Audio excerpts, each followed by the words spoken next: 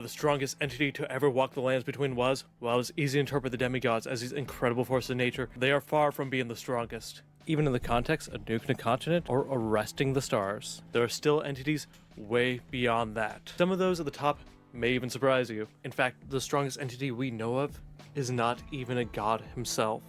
For this list, I am going to exclude the outer gods as their powers are too convoluted to make any reasonable rank. It is even stated that a dancing blind man was able to take down and seal away the outer god of Rot. So let's look at who's the strongest from what we can confirm. But before we go any further, please consider dropping a like and subscribe. And this is a small channel, so any help you can offer would be greatly appreciated. Thank you for being awesome and enjoy the video. Ranking number 5 on our list is Malekith, the Shadow of America. That's my dog right there. There is a little surprise here. All the demigods feared Malekith beyond anything else, and for a good reason. Wielding the power of death and death puts his power in an interesting prospect. Despite being sealed away, the power of death is surprisingly omnipresent in Elden Ring. Its influence... Am I weird? Like, when I was playing Elden Ring, I was like, if there's anything I wanted to wield, like rot, blood, anything, I wanted to wield death.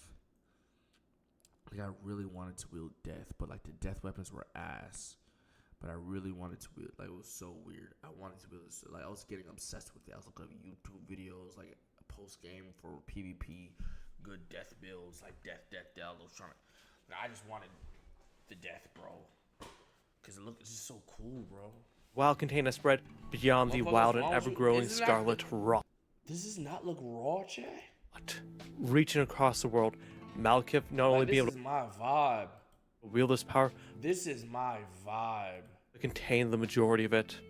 While being in a sickened state, this is a feat we've seen beyond any of the demigods, including Melania herself.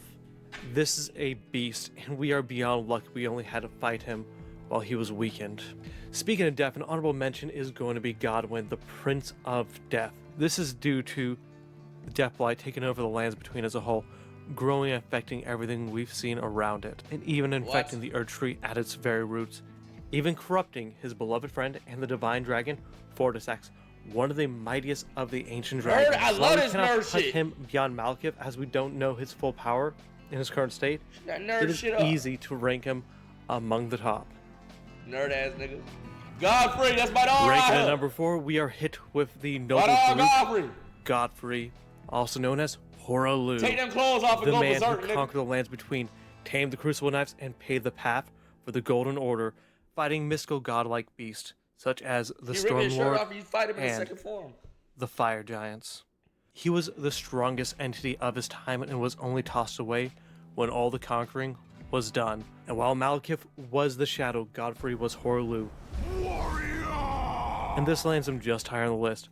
While there is an argument that he may surpass the one ranking in third, I believe there's not enough evidence to fucking mimic? Yo, bro. Confirm this.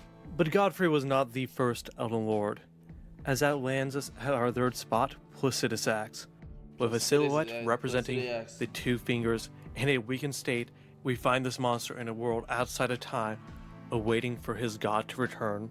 Wielding the power of the Elden Ring in his prime, we are even given a glimpse of his true power in our challenge against him in Fair Missoula, and those feats alone bring his true power beyond those we have seen before, outside of debatably. This boss should have actually been like hardest. They should have made this boss like one of the hardest bosses in the game. Like, this shit was supposed to be strong Godfrey, as fuck. But we don't know what his true power truly was, if he was ever defeated in combat, and what happened to his 3 other heads.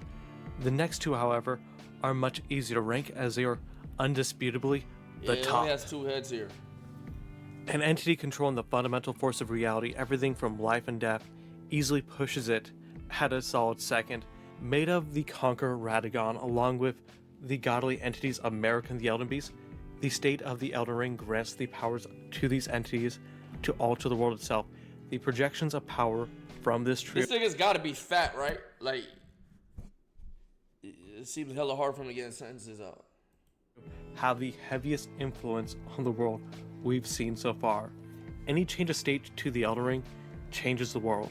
Anything from life, death, anything can be altered through the use of the Elden Ring.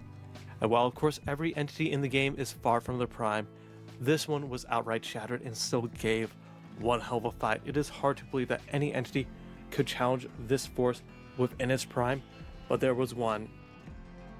And this one ranks number 1 on our list, as it was an existential crisis for the Golden Order when it emerged. Grand Sax. You know that huge dragon you climb to the top of in Lindell? Yeah. That's him. And his actions were devastating. As a result of his attack, it prompted war against the ancient dragons. How can I say he's the most powerful entity if we got the reality warper over here? Easy.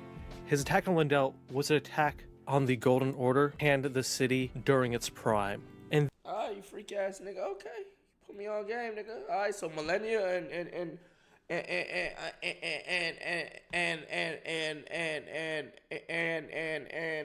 my dog, you know what I'm saying?